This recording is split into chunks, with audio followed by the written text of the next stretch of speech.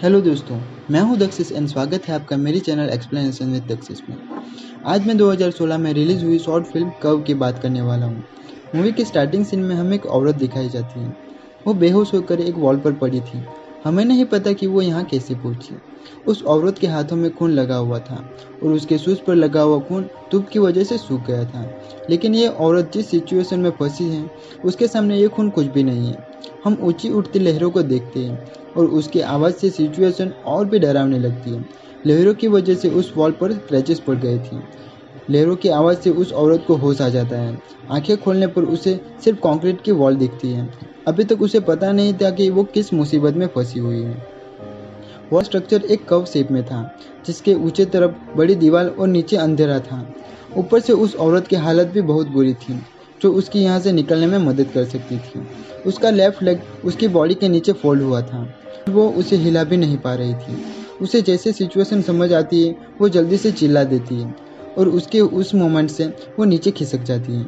वो पूरी तरह से नीचे नहीं गिरती। वो अपने आप को कितनी देर वहाँ पर टिका कर रख सकती थी। उसे बचने के लिए जो भी करना था वो बड़े ही पेशेंस के साथ करना होगा, क्योंकि उसके एक भी गलत मूव लिया तो वो सीधे नीचे जाकर गिर जाएगी और वो मर जाएगी। नीचे खिसकने की वजह से उसका लेफ्ट लेग और भी दर्द करने लगा था।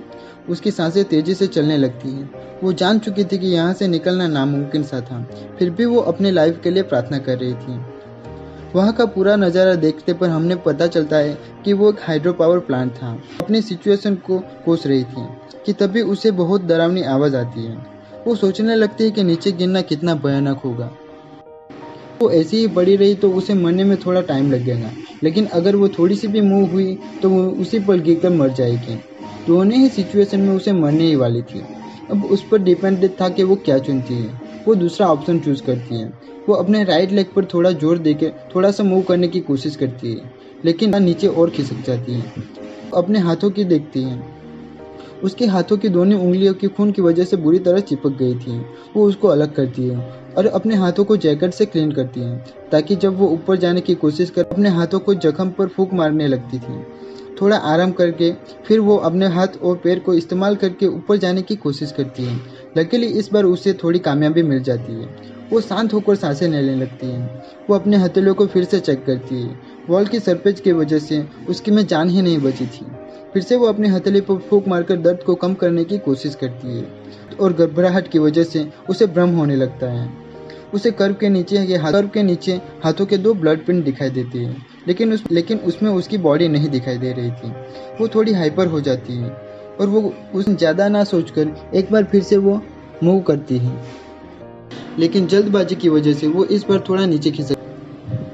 पैनिक होने की वजह से उसे वापस से भ्रम होने लगता है। उसे फिर से ब्लड प्रिंट दिखाई देते हैं, लेकिन इस बार वो ज़्यादा लंबे दिखाई दे रहे थे।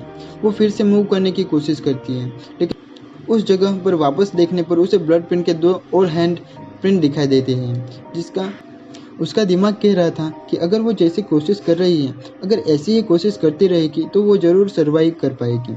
लेकिन हालात ऐसे, हथेलियों में जरा भी जान नहीं बची थी। आसमान में जोरदार बादल गरजने की आवाज़ आ रही थी और बारिश शुरू हो जाती है।